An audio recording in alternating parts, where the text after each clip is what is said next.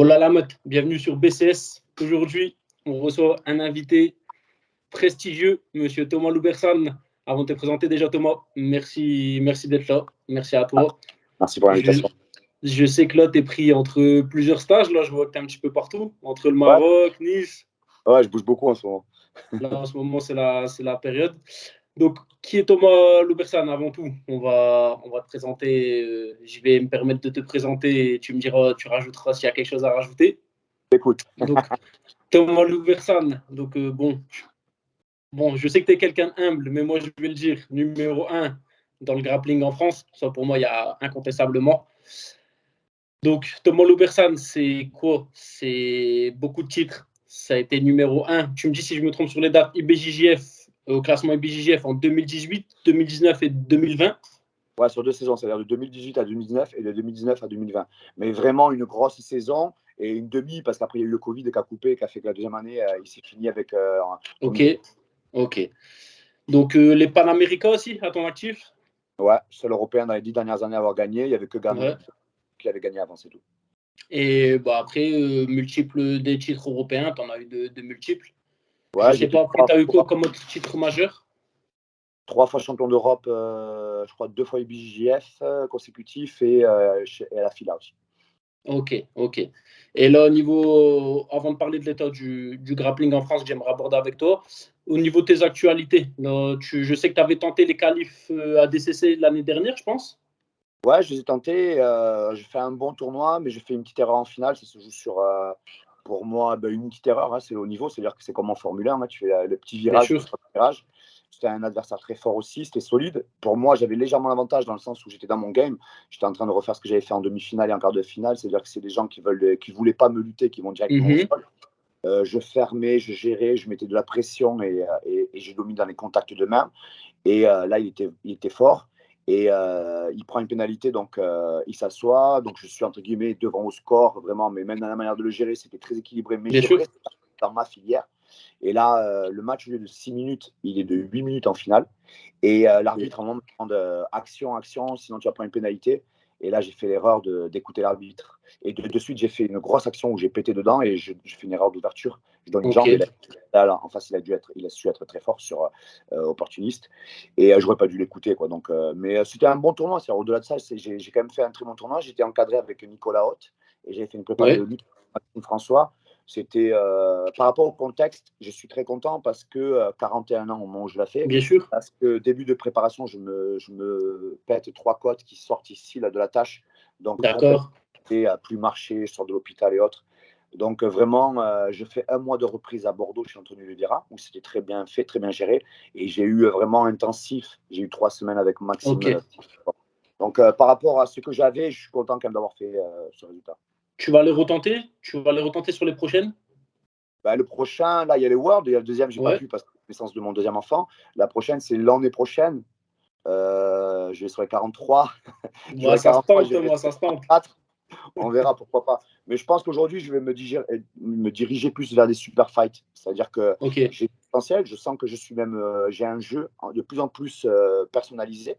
Donc, je sens que je m'améliore encore sur beaucoup de choses. Par contre, c'est clair que physiquement, 42 ans, 43 ans, je ne pourrais peut-être pas enquiller 5, 6, 7 dans la journée. Par contre, sincèrement, sur un combat, j'ai pas peur, tu vois, dans le sens où on peut me mettre le numéro 1, entre guillemets, des 85-90 kilos. Sur un combat, je sais que je suis encore là, vraiment. Ok. Bon, en tout cas, nous, on veut continuer à te voir en compétition. Donc, justement, moi, en tant que pratiquant donc, de MMA et de grappling, ça fait partie de mes passions premières. J'aimerais parler avec toi de l'évolution du grappling en France. Ouais. Toi, parce que toi, tu as été un des pionniers, parce qu'à l'époque où toi, tu es arrivé, le grappling, ce n'était pas spécialement à la mode, alors qu'aujourd'hui, on peut le dire que c'est vraiment un sport, même en France, qui commence à prendre énormément de ampleur. Comment toi tu perçois l'évolution du grappling en France, là vraiment en France, ces 2-3 dernières années, on va dire. Tu le ressens toi quand même qu'en France, il y a plus d'engouement au niveau du grappling? En fait, ça dépend de quoi on va parler. Si on parle du nombre de pratiquants, il est en constante évolution. La mayonnaise prend en France. En fait, ce sport plaît, il est très tendance et donc sur ce côté-là, il est très positif. Maintenant, mitigé sur le fait que, en fait, on a toujours eu des bons compétiteurs en France. Eu un vivier d'une 10, vingtaine, trentaine de bons compétiteurs. Et on a toujours eu ce sentiment que, allez, dans 5 ans, on va y être. Et en fait, 20 ans qu'on dit, tu vois, dans 5 ans, on va y être. 3-4 ans, on va y être. Et en fait, je ne sais pas pourquoi, il faudra en parler autour d'une table avec plein d'acteurs, mais c'est vrai qu'on oublie que les autres évoluent aussi. Et Bien sûr. j'ai quand même l'impression qu'on a des compétiteurs, on a des nouveaux compétiteurs forts, mais je n'ai pas senti une évolution sur le côté compétiteur en compétition à l'international. J'ai même l'impression qu'en adulte, il y en a moins qu'avant presque, tu vois. Parce que comme avant, ça n'existait pas autant les catégories master, j'ai l'impression que beaucoup de Français sont partis en master. Et pour certains, c'est des très très bonnes raisons, mais j'ai l'impression que le vivier en adulte, il est très craintif, peur peut-être du jugement, financièrement très difficile pour aller sur les compétitions parce que avant c'était pas payant comme ça. Aujourd'hui, c'est les chiffres. Donc, ça peut se comprendre aussi. Maintenant, moi j'ai toujours tenu le discours qu'il faut se donner les moyens. Quoi qu'il arrive, on fait du combat, donc il faut combattre pour trouver les moyens. Et là, on arrive sur un autre débat qui arrive du coup les réseaux sociaux, qui est un monde délicat. Donc oui, il y a des nouveaux compétiteurs. Moi, je tourne et j'en vois des bons. J'en vois des très très bons. Je suis un peu parfois dans ma tête, me dire putain, quel dommage qu'ils aient une compétition, qu'ils ne fassent pas un peu plus de sacrifices ou qu'ils trouvent les moyens, je ne sais pas. Parce qu'il y en a qui, c'est pas qu'ils sont bons ou qu'ils manquent, il faut juste qu'ils y aillent un petit peu. Quoi. Victoire, défaite, il faut qu'ils y aillent. Et il y a des choses qui ne s'acquérissent que en compétition. Quoi. Et il manque ça. Je vois qu'ils ont tout déjà sur le tapis en fait. Parce que moi, par exemple, à titre personnel, je trouve qu'au niveau du grappling, comme tu as dit, ça se développe beaucoup, surtout au niveau du côté loisir. J'ai surtout cette impression que ça se développe beaucoup du côté loisir, parce que nous, par exemple, dans la salle où je suis, c'est plein. Le côté loisir, c'est plein. Tout le monde veut faire du grappling, tout le monde aime le grappling, mais c'est vrai que le même constat que toi, au niveau des compétiteurs, j'ai pas l'impression que ça se développe énormément. Ah ouais, si par exemple on parle loisir, par exemple ce que fait Nicolas Régnier avec la NR Fight, bien sûr. C'est un grand bravo parce que plus de 2000 adhérents sur ces salles, c'est un club de lutte livrée, même si sourd avec le MMA et autres, ça n'existait pas avant. Donc sur ce côté-là, c'est chapeau bas, quoi. C'est beau ce qu'il fait, mais là on parle du loisir. Moi, je vois en plus un dialogue côté compétiteur et avec du résultat. En plus, moi, je vois ça. Et c'est sur ça là que je parle qu'il y a un truc qui manque toujours. Est-ce que c'est le manque de structuration comme a toujours manqué le MMA? Et le jour où on a vu la légalisation du MMA, aujourd'hui, on voit des événements qui arrivent très professionnels. Donc, du coup, on sent qu'il y a une économie qui se crée. Oui. Je ne sais pas, est-ce qu'il y a vraiment une économie qui arrive à prendre dans le grappling pur et dur? Pourtant, il y a des gens qui investissent, comme la fédération de grappling. Mais pareil, tu vois, j'ai toujours vu des présidents qui s'enchaînent et qui font un bon boulot dans le sens où ils mettent beaucoup d'énergie, mais sans dénigrer qui que ce soit, j'ai pas l'impression que ça décolle beaucoup plus que ça par rapport à c'est pas les outils et les moyens qu'on leur donne. Et je pense qu'ils font déjà un boulot monstre. Si j'étais avec eux à leur côté, je me dirais, déjà, ces mecs-là, ils ont bien sûr. beaucoup d'énergie. Mais économiquement parlant, tu vois, il manque une dimension qui est à l'américaine, un petit peu, tu vois, mettre du business, je suis d'accord. Voilà, un événement que j'ai eu il n'y a pas longtemps qui est beau, mais il faudrait qu'il y en ait beaucoup comme ça, c'est par exemple le roll-up. Là et tout, je pense qu'un truc comme ça plus régulièrement et même avoir d'autres organisations concurrentes de ce style-là, je pense que ça foutrait un gros boost au grappling. Parce qu'en gros, pour moi, ce qui manque, il y a d'un côté, il manque rien. Il y a beaucoup de compétiteurs, il y a des mecs avec un très gros potentiel. Il manque vraiment de la compétition avec cet esprit de compétition qui fait qu'on va arrêter de débattre les champions de l'entraînement ou autre. Voilà. Bien sûr. Comme aux États-Unis, qu'on creuse vraiment un écart en disant ok, toi, tu es loisir, ok, toi, tu es compétiteur, et qu'il n'y ait pas de mélange là-dessus. C'est peut-être ça qui manquerait en gros. Et voilà, et là, on voit vraiment que les loisirs, par contre, prennent, et là, je te rejoins, vraiment une très grande place. Et bien ça, sûr. c'est pas de le voir. Là. Et donc, pour toi, selon ton analyse, le grappling il se développe beaucoup, aussi surtout à travers le MMA, plutôt que vraiment le grappling. Les gens ils vont plus au grappling en passant par le MMA, plutôt que vraiment s'intéresser au grappling pur en compétition. C'est un ressenti en tout cas que j'ai. Par exemple, les dernières sollicitations que j'ai et l'interaction que je peux avoir les gens sur les réseaux, c'est sûr que c'est les dernières actions que j'ai eues avec les gens, les MMA fighters. Ouais. Moi, j'ai toujours été en relation avec le BJJ, avec la Luta et avec le MMA. Mais dernièrement, on voit que c'est la lumière, elle vient du MMA. Ça, c'est clair et net. Je pense que le MMA va faire du bien à tous les sports, de toute façon. Bien sûr. Juste, j'aimerais avoir ton avis un petit peu sur toi qui as eu, donc, pour expliquer aux gens, pour les novices, toi, tu viens de la lutte à livrer, mais lutte à livrer, grappling, grosso modo, je ne sais pas, à toi de me confirmer, on peut dire que c'est la même chose? Ouais, après, moi, tu sais, j'ai jamais cherché C'est à. des Moi, termes? j'ai un grand maître qui s'appelait Roberto Letang.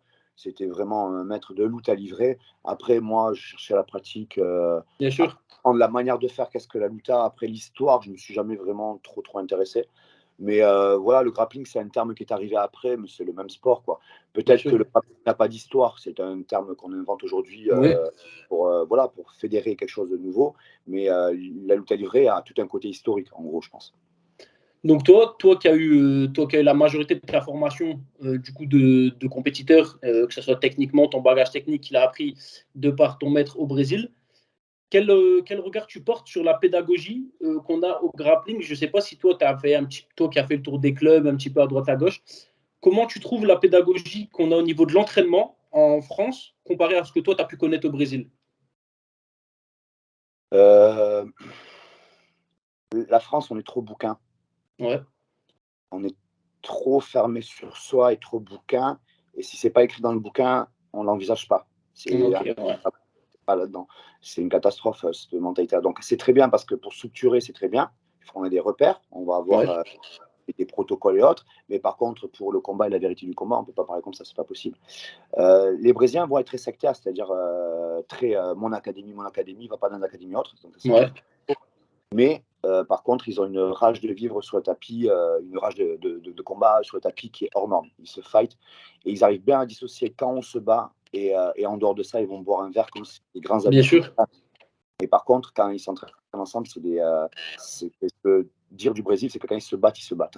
Ouais, Les Français, on a l'impression que c'est un peu dur entre nous. On a l'impression que ouais, putain, il tourne, il est trop dur. Qu'est-ce qu'il y a, ouais, Non, les Brésiliens, franchement, quand ils sont la guerre, ils sont la guerre. Et dès que ça sort du tapis, il n'y a plus de problème. Ils dissocient vraiment. ok. Après, moi, je pense, j'ouvre une parenthèse, tu vois, mais je pense que les derniers grands combattants, et ceux qui intéressent les gens, c'est ceux qui vont quand même à l'international. Bien sûr. Mais tu vois, les derniers, par exemple, ceux que j'observe dernièrement, moi, j'attends vraiment de voir ce que va faire Reda Medbush. Ouais, C'est quelqu'un qui a été beaucoup au Japon, à l'étranger, qui va sur le circuit. J'ai vu qu'il a fait une médaille de bronze aux dernières ouais, Europe. Voilà, c'est sans dénigrer vraiment les autres, parce qu'il y en a d'autres de bons. Mais moi, je juge vraiment le côté international. Moi, c'est toujours ce qui m'a attiré, c'est le haut niveau. Et moi, pour moi, j'ai vraiment porté les yeux sur, par exemple, sur Reda. À partir du moment où il a été à l'étranger, et je sais que j'ai été un peu un leitmotiv pour lui, parce qu'il me l'a dit, ah, tu bouges beaucoup, ça m'a donné et tout. bien sûr. Moi, j'ai porté encore plus les yeux sur lui quand il a commencé à l'international et j'ai attendu un peu de voir ce qu'il commence à faire. Et là, j'ai vu qu'en kimono, il avait battu Vinicius Gonzola. C'est une très belle perf, tu Ouais, vois. Donc voilà, là, pour moi, c'est une des relèves, par exemple, tu vois. C'est une des relèves. Regardez ce qu'on fait à l'international. Il y a eu aussi Hamzaoui, je crois, qui a fait un ouais, master, qui a un gros niveau, qui n'est pas adulte, mais qui a un très gros niveau. Il fait un doublé en master 1 à l'international. Voilà, pour moi, c'est sans dénigrer le reste, hein, parce qu'il faut un gros niveau en France. Mais vraiment, je pense qu'une nation, pour savoir si elle est forte, il faut voir le résultat qu'elle fait à l'étranger. Parce qu'on est tous forts dans notre club ou dans notre pays, tu vois. Vraiment, pour voir si on a la page, il faut se comparer aux autres. Et quand même, je me rappelle qu'à une époque, la France en Europe était quasiment le numéro un. Après, on s'est fait doubler par les Polonais et j'ai l'impression qu'aujourd'hui, les Anglais sont encore plus devant. Mais ouais, c'est vrai. il faut faire attention par rapport à l'international. Donc toi, justement, j'aimerais rebondir sur une phrase que tu as dite, et moi, je te rejoins là-dessus, où tu as été le leitmotiv. Moi, par exemple, tu es un de ceux qui me motive le plus dans le grappling, je tiens à te le dire vraiment, en toute sincérité, et c'est le cas de beaucoup de monde. Est-ce que toi, tu le ressens quand même que as, au niveau de ta patte, au niveau de ton style, au niveau de ta façon d'être, d'expliquer le grappling, tu ressens qu'il y a de plus en plus de monde qui commence à suivre Thomas Loubersan. Ouais, T'as ramené ta patte dans le grappling français? ouais je l'ai senti de deux manières. Bon, déjà, la première, ben, je reçois quasiment tous les jours, hein, vraiment tous les Bien jours, des sûr, messages de gens qui me disent que je les motive, que je les ai déclenché à commencer à faire ce sport vraiment quotidiennement. Donc, même les premières fois, ça m'étonnait. Tu vois, franchement, c'est une récompense. Tu vois, bien ils disaient sûr. quelque chose, c'est surtout l'entraînement et le combat. Mais là, bon. Mais ça, par contre, c'est une des premières choses. Je me dis, ah ouais, quand même, c'est beau. J'accomplis, il y a quelque chose de beau. C'est-à-dire que moi, je sors vraiment d'une vie sociale particulière. Et vraiment, ma récompense, c'est de sentir que si je donne la motivation à un moment à quelqu'un ou l'envie de se battre et de se surpasser, je pense que peu de gens peuvent comprendre vraiment Bien sûr. parce que ça a été mon combat, moi, intérieur. Et de savoir qu'aujourd'hui, j'aide des gens à peut-être combattre quelque chose d'eux-mêmes, je suis fier. Et après, j'ai senti, de la deuxième manière, j'ai senti qu'il y a eu quelque chose qui s'est passé. C'est que quand j'ai été beaucoup critiqué dans le sens ouais, mais il fait toujours la même chose, oui, mais il joue pas le jeu, ou ci ou là. Et après, à un moment, est venu quelqu'un qui a dit, ah oui, il Ouais, est atypique. Ok, il bien n'est sûr. pas pour tout le monde. Et en fait, moi, j'étais content parce que je cherchais vraiment ce travail spécifique. Parce que je sentais que pour pouvoir battre des gens, le débat, il n'était pas de je suis meilleur que lui ou pas. Je ne voulais pas parler le même langage, en fait. Je veux juste faire une autre chose et essayer de battre des gens qui sont meilleurs, mais meilleurs dans quoi? Je peux battre quelqu'un qui est meilleur dans le jiu, mais je ne fais pas du jiu. Je veux le battre sur un angle, je veux le battre sur une distance, je veux le battre sur un timing, je veux le battre sur 2 actions. Je veux. Voilà. Et en fait, j'ai l'impression que l'IBGF a montré ma capacité de stratégie Bien sûr. et ma capacité de jouer, de pesquer quelqu'un, quel que soit son niveau, sur un endroit.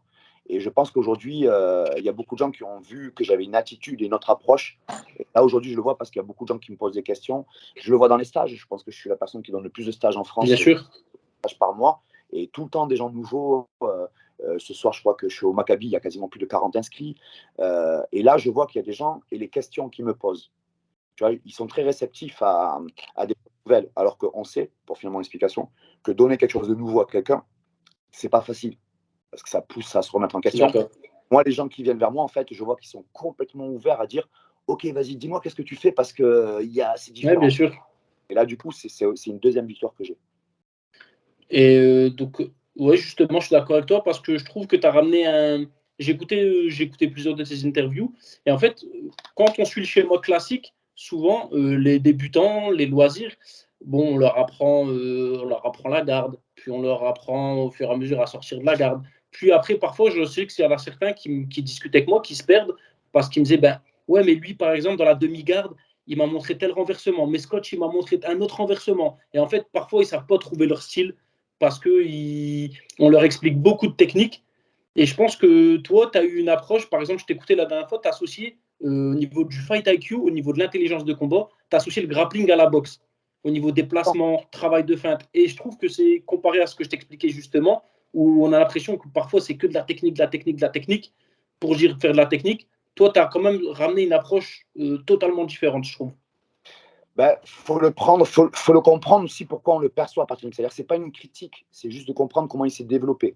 Je vais stéréotyper, hein, donc il n'y a pas forcément de la vérité à 100% dans ce que je dis, mais je vais stéréotyper, c'est-à-dire que qui a répandu ce sport-là dans le monde? C'est le jiu-jitsu brésilien. Donc Bien grand sûr. merci au brésilien. S'il arrive dans toutes les villes, même les villages, c'est grâce au jiu-jitsu brésilien. Le jiu-jitsu brésilien de Helio Gracie, c'était quelqu'un qui analysait beaucoup, par exemple, Hitler. Pas forcément pour ce qu'il a fait, mais pour sa méthode, pour sa manière de stratégique de répandre quelque chose. Et c'est pour ça que d'ailleurs, il y a eu les R dans les Ryan, Roger, tout ça. C'est pas un truc que faisait Hitler. Bref.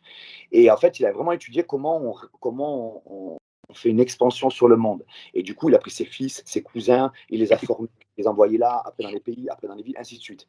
Et en fait, il a dit, il faut structurer, il faut hiérarchiser. Donc, technique pour ceinture bleue, technique pour ceinture Ouais, violette, ceinture marron. Vraiment, je caricature. Hein. Et en fait, hop, tu es formé. Après, tu vas là-bas, dans une ville, hop, tu formes. Et en fait, ça fait une grosse araignée mondiale. Et au jour d'aujourd'hui, ben, bravo, grâce à ça. Mais ça veut dire qu'on l'a reçu comme ça, à l'inverse. C'est-à-dire qu'on a reçu le brésilien avec des gens qui ont, pour cette volonté de le répandre, on nous a parlé technique. Mais depuis toujours, quand on allait au Brésil, c'était je vais là-bas, mais montrez-moi les secrets, en fait. Et les secrets, ils ne les montraient pas comme ça. mmh, Une technique, aujourd'hui, on a YouTube, on peut les avoir, tout le monde peut bien les avoir. sûr. C'est pas parce que tu connais une technique que tu vas arriver à la placer en combat. Donc voilà pourquoi, et c'est là où moi j'ai un gros boulot à faire, c'est bien les techniques, les gars, c'est qu'une partie du combat. Et c'est là où je dis, il y a des sports qui sont ancestrales, comme la boxe et la lutte. Et là, on voit que ce n'est pas un sport nouveau, on voit que c'est un sport beaucoup plus ancien. Pourquoi? Parce qu'ils sont plus dans ce que je vais dire la séduction de la technique. Ouais, On est le crochet ou tout ça, ça on peut le faire en coaching light, des découvertes. Mais sinon, dans la vraie boxe, on va commencer à te dire, OK, tu perçois la boxe avec des points, on démarre. Ça commence par les jambes. bien Donc, sûr. la mobilité. Et on se rend compte que la dernière chose que tu fais, c'est le point, c'est la fin de ton travail. Mais c'est la première chose que tu visualises par rapport à un adversaire. Et en fait, je me rends compte que de prendre des professeurs comme la boxe, c'est très, très bon pour le sol. Parce que j'explique souvent que nous, on n'a pas de kimono, donc on n'est pas tenu. Donc nous, on peut faire des avant-arrière, on peut faire des cadrages, on peut faire plein de choses qui sont de la boxe, parce que nous, on est dans la première partie de l'action, comme de la boxe et comme de la lutte, c'est-à-dire pas se faire attraper.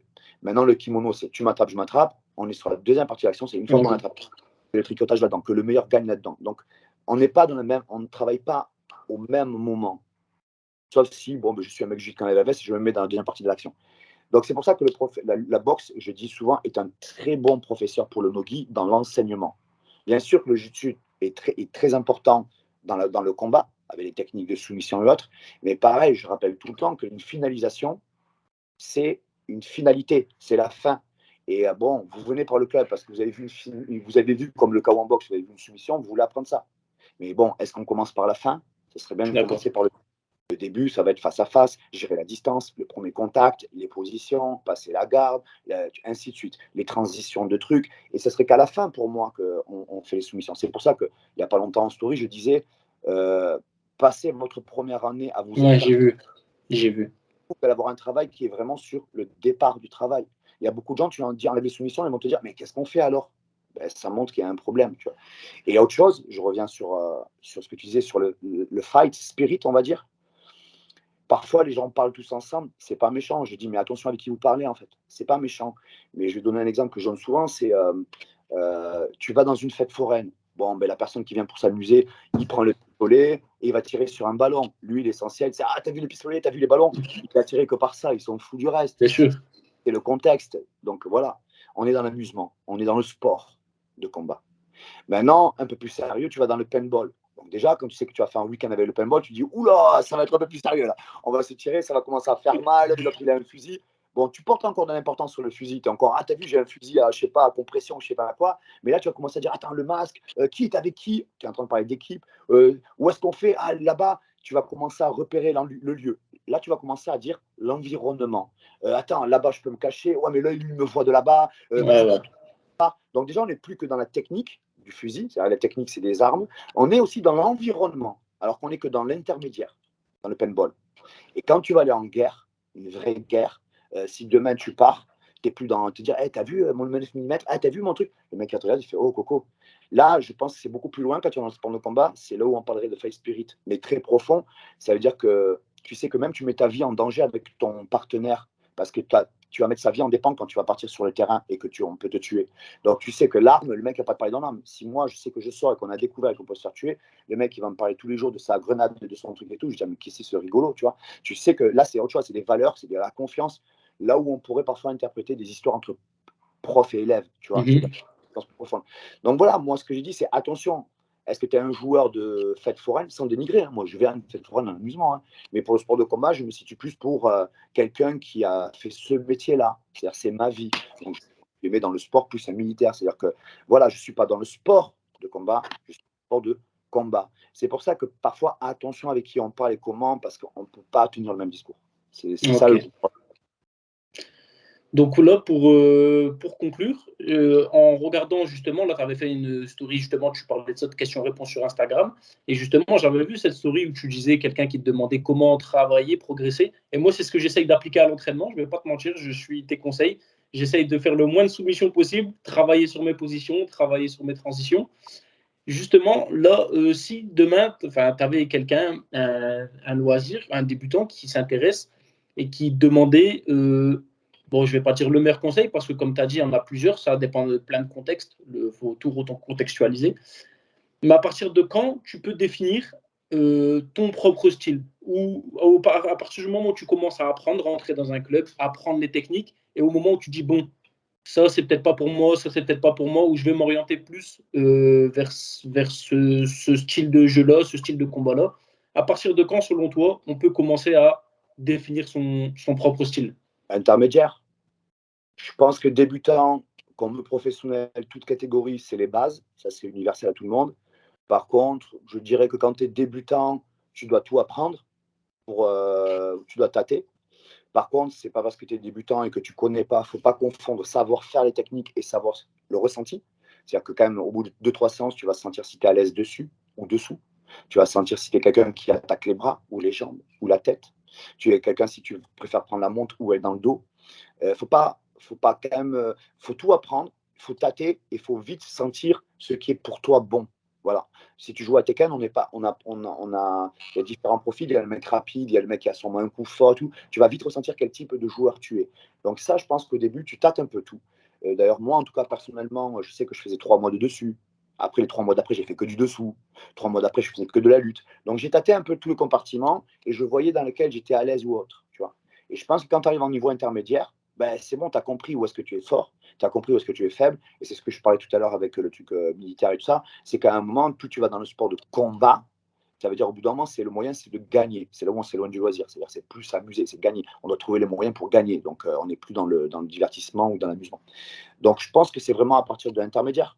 Intermédiaire, tu peux commencer à dire j'ai des bagages, je commence à faire mes choix, c'est-à-dire ta sélectivité de qu'est-ce qui me va et qu'est-ce qui ne me va pas.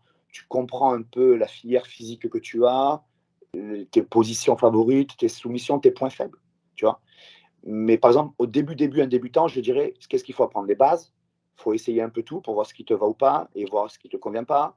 Et apprendre, les gens pareil, ils veulent apprendre que ce qu'il y a à faire. Mais moi, le premier DVD que je conseille, par exemple sur mon site swamppeople.tv, le premier DVD que je conseille, c'est les erreurs à ne pas faire. Parce qu'on s'aperçoit quand on ne connaît pas, c'est bien, mais on donne plein de choses. On donne la tête, on tourne le dos, on met le pied au mauvais endroit, la main au mauvais endroit. Par exemple, le premier truc que j'ai fait, c'est bien. Vous allez apprendre, ne vous inquiétez pas. Regarde, il ne faut pas mettre la tête là, le pied là, le truc là. Et tu vas voir que tu donnes beaucoup moins de choses. Au lieu de donner 80 choses, tu vas en donner que 20. Et maintenant, on va progresser. Tu vois. Une étape aussi à faire dès le début, c'est apprendre ce qu'il ne faut pas faire. Dans ce sens, il y a des erreurs, d'automatismes de corps qu'on fait. Donc voilà, c'est les premiers trucs à faire. En intermédiaire, tu n'y es plus, tu sais où sont les pièges et autres. Ok. Donc, toi, pour conclure, je sais que tu avais déjà répondu à ça dans une de tes interviews. Tu avais dit que tu n'étais pas quelqu'un qui aimait spécialement te fixer. Tu étais un petit peu un autodidacte qui aimait bien faire, qui aimait bien bouger, qui aimait bien un petit peu voir de tout. Donc, est-ce qu'un jour, on peut espérer une académie Thomas Loubersan ou quelque chose dans le genre? Pour l'instant, je suis quelqu'un qui aime bien amener mon expérience à des gens, comme tu as dit. C'est-à-dire, je bouge. J'aime bien les actes, j'aime bien les actions. Là, actuellement, on me fait des propositions. D'ailleurs, tout à l'heure, je dois parler d'une proposition avec quelqu'un qui veut que je m'occupe d'une structure. Pareil, moi, en tout cas, je le vois pas comme intégrer à vie un club. C'est-à-dire, c'est la discussion que j'aurai. Moi, je le vois comme tu me demandes une mission et je dois la remplir. C'est-à-dire que, comme au football, moi, je vais venir, je vais signer 1 an. Donne-moi 1 an et je ferai mes preuves et on verra si on renouvelle. Parce que quand on vient dans un club et si demain je pars, on va me dire, regardez, il a encore changé de club, il est instable. Moi, je viens, je apporte des choses et après, je fais ma vie. J'ai besoin aussi de continuer à m'épanouir. Donc, j'ai rencontrer d'autres personnes, j'ai besoin aussi de gens à qui j'apporte, mais il me faut aussi que j'assimile des choses nouvelles. Donc, moi, par exemple, si demain j'intègre un club, je ne montrerai pas le mien, pas pour l'instant. J'ai encore envie de combattre et de voyager. Par contre, je serais bien pour un petit challenge d'un club qui me dit voilà, j'aimerais bien que tu te poses 1 an ou max 2, comme un mercato, tu signes. Et je dis ok, ben, sur cette mission, je vais me donner à fond, sans savoir si je restais 3 ans, 5 ans, il est parti, ça il nous a quitté. Non, non, non. Un contrat d'1 an ou 2 et je vais faire tout pour que en 1 an ou 2, tous les compétiteurs, tous les loisirs, tout, je donne mon maximum. En fait, c'est ça que j'aime. J'aime arriver à un endroit, donner mon maximum et je pars ailleurs. Et en fait, quand je pars, je me rends compte que moi-même, j'ai travaillé des choses, j'ai appris des choses. Par exemple, le camp de Karl Amoussou, même si le combat n'a pas été le résultat qu'on aurait voulu, au départ, je savais que Abdoul était favori à 70%. Donc, c'est pour ça que j'ai le défi. Et que Karl a eu le courage de relever le défi. Et que moi aussi, moi, comment dire, j'ai été numéro 1 BJF et tout, c'est des risques au niveau de mon image, à dire après un match qu'on va perdre et qu'on va nous dire, ah, il n'est pas bon. Non, non, non, non. Justement, j'ai dit, Karl, tu as du courage, je viens avec toi. On va essayer de déjouer cet enjeu, on va essayer de faire une surprise. Voilà. Malheureusement, Abdou a gagné, était très fort, mais moi, je suis content de ce qu'on a fait. 1, parce que Karl s'est arraché les triples pendant 3 mois. 2, parce que je pense vraiment avoir fait un très très bon boulot. Maintenant, comme j'ai dit à l'interview juste avant le combat, je disais malheureusement la loi du combat, par contre, le tatami, parfois, tu es à moitié tu es prêt et tu perds. C'est comme ça, c'est pour ceux qui combattent, ils le savent. Donc, moi, par contre, sur cet événement-là, j'ai été très fier parce que j'ai fait vraiment donner mon maximum pour ceux qui étaient dans le camp, ils l'ont vu. Je suis reparti et je sais que Karl me remercie encore aujourd'hui de me dire quelle énergie tu m'as donné. J'ai évolué. En 3 mois, j'ai évolué comme en 3 ans avant, quoi. Donc voilà, moi, ce que j'aime. Ok. Bon, Thomas, je pense qu'on a fait le tour un petit peu. En tout cas, je te remercie. Et c'est vrai que tu as dit un point très important, c'est que le développement des réseaux sociaux, parce que franchement, je commence à entendre ton nom circuler un petit peu partout, alors que bon, ça fait des années en soi que tu es dans le circuit. Mais comme tu as dit, l'importance des réseaux, tu as commencé à te développer sur les réseaux et ben, ça fonctionne, quoi. Ouais, ça fonctionne. En plus, là, je m'aperçois de plus je vais à la lumière, plus il y aura les deux, c'est-à-dire les gens qui me soutiennent, il y aura les haters ou je sais pas quoi, les polémiques, quoi. Moi, je le prends en rigolant. Sincèrement, je le prends en rigolant. Et je regarde vraiment que j'ai des gens autour de moi très positifs. Et je regarde que ça, franchement. Après, bon, le reste, je me dis, c'est de bonnes guéguerres, c'est du buzz, c'est la génération d'aujourd'hui. Et moi, je suis pas prêt. Parfois, je me dis, putain, il faut comprendre le truc, tu vois.